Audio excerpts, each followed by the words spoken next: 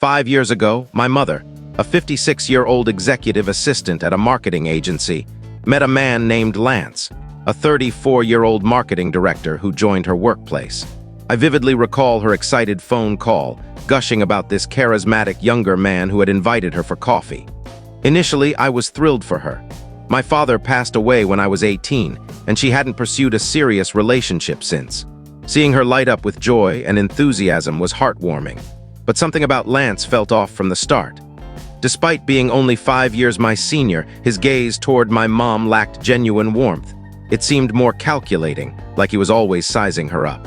Yet she was completely enamored, marveling at how a younger, attractive man could be so devoted to her.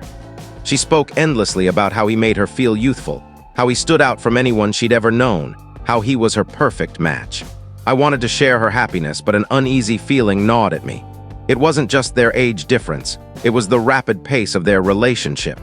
Within months, she was calling him her soulmate. 3 months in, she introduced me to him, and I instantly disliked him. His politeness felt rehearsed, like he was performing a role. Still, I held my tongue to avoid upsetting her.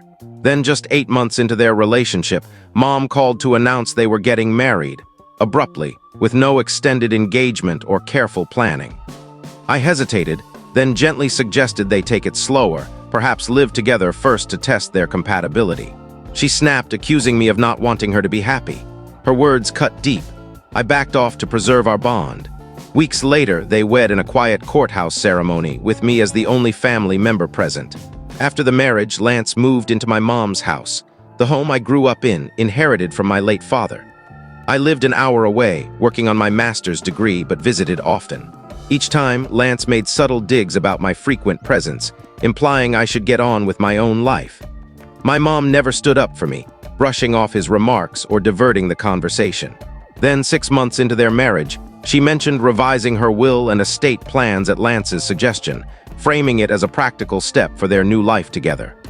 I didn't question it much. Married couples update such things, don't they? The turning point came a year into their marriage. I visited for a weekend to help Mom sort through my dad's old belongings in the garage, a task she'd avoided for years. Lance was supposedly away on a business trip, so I expected quality time with her. But that first night, he returned unexpectedly. Mom had gone to bed with a headache, and I was watching TV in the living room when Lance sat uncomfortably close, asking invasive questions about my personal life. His demeanor unnerved me, so I excused myself and went to bed early. The next morning, I woke to chaos. Lance was shouting at Mom in their bedroom, accusing me of flirting with him the previous night, claiming I'd touched his leg and suggested something inappropriate while she slept. I was stunned, none of it was true. He spun a convincing tale, acting furious, and Mom believed him. I tried to explain, but he twisted my words, making me seem guilty. Shockingly, Mom told me to pack up and leave, saying she needed time to think. Devastated, I left in tears, my world shattered. For weeks, I called her, but she rarely answered, and when she did, she was distant. Lance fed her lies, claiming I'd slandered her to relatives. I hadn't, and that I had mental health issues making me unreliable. My once close relationship with my mom dwindled to brief birthday calls and strained holiday visits.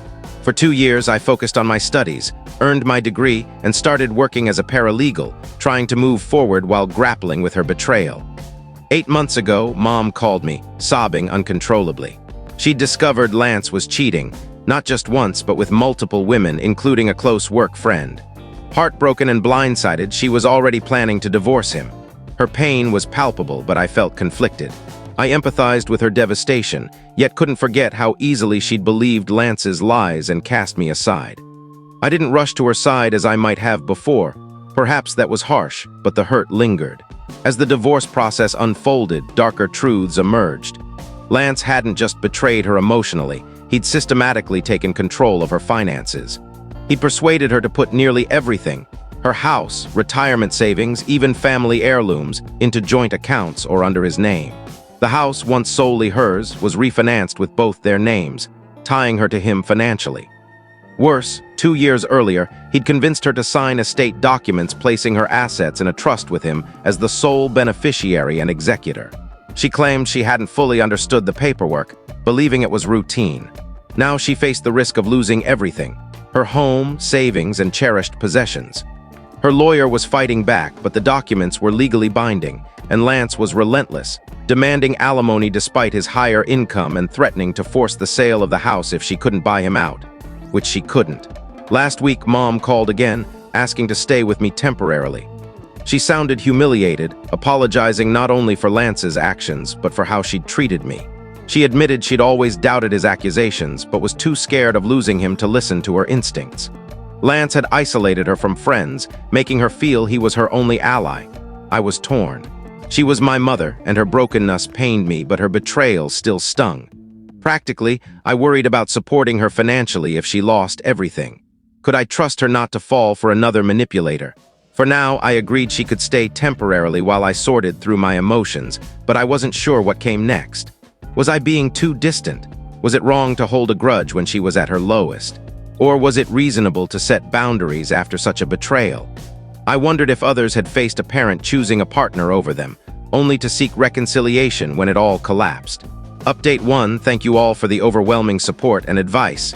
It's given me clarity and perspective. Mom moved into my spare room 2 days ago. Things are awkward but manageable. She's been respectful of my space, almost overly cautious, as if scared to upset me further. We've had candid talks, and she's repeatedly apologized for believing Lance's lies. In a tearful moment, she confessed she'd always known deep down that I wouldn't have done what he claimed. Her fear of loneliness, amplified by Lance's charm, clouded her judgment. She thought he was her last chance at love. I understand her vulnerability, though forgiving her fully is still a work in progress.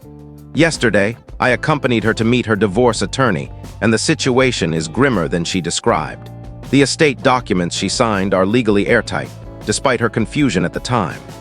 The house, originally hers alone, was refinanced with Lance's name added, and shared accounts now include significant debt he accrued. The lawyer proposed strategies, proving Lance unduly influenced her by isolating her from loved ones or negotiating a settlement to salvage some assets, even if it means losing the house. They're also exploring whether Lance's financial actions constitute misconduct. After much reflection, I've decided to support Mom with strict boundaries. She can stay for 3 months, but I can't provide financial help beyond covering groceries and offering a place to stay. I also insisted she start therapy to unpack why she was so susceptible to Lance's control. She agreed readily.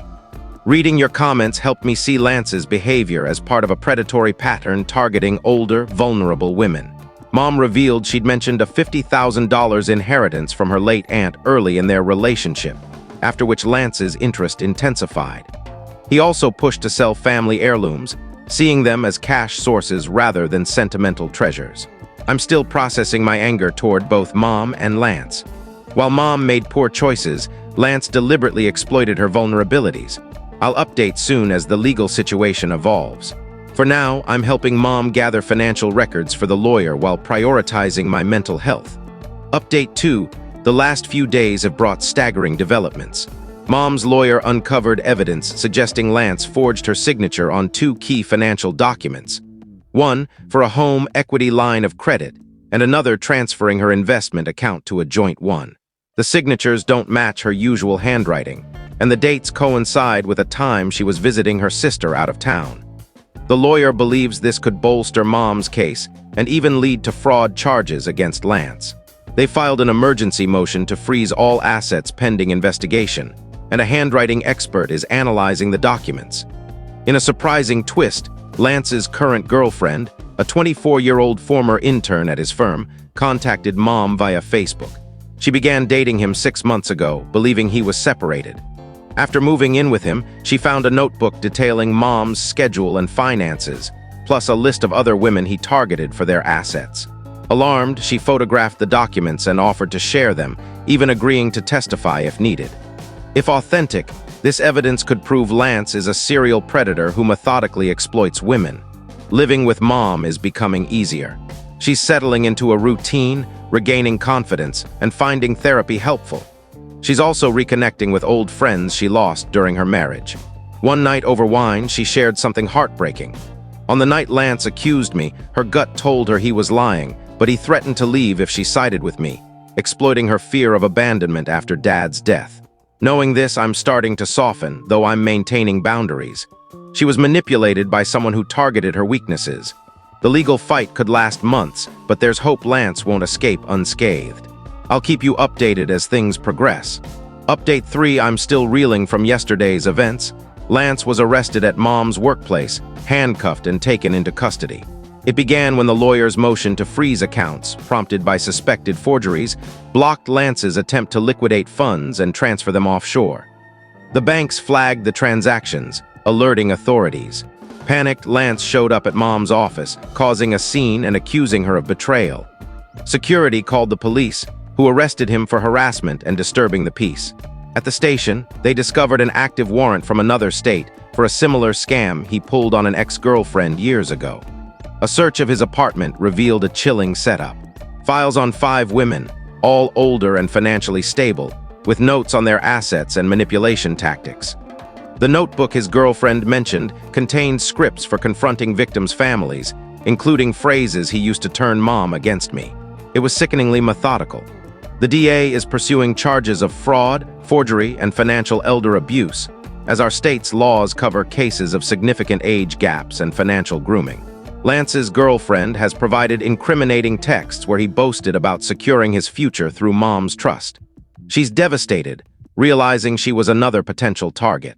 The lawyer says this evidence strengthens Mom's case to reverse fraudulent transactions, including estate documents signed under duress.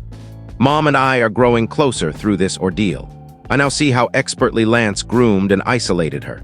She's in therapy, confronting her guilt and denial of red flags. She plans to sell the house post-divorce, wanting a fresh start near me. I've started therapy too, working through the pain of being disowned. Forgiveness is a slow process, but understanding her manipulation helps. Financially, things are uncertain, but the criminal charges bolster Mom's civil case. Friends launched a GoFundMe for her legal fees, and the community's support has been moving. We're cautiously hopeful. Mom's reclaiming her strength, and I'm learning to balance empathy with boundaries. We're not fully healed, but we're moving forward together. Thank you for your support. It's been a lifeline through this chaos.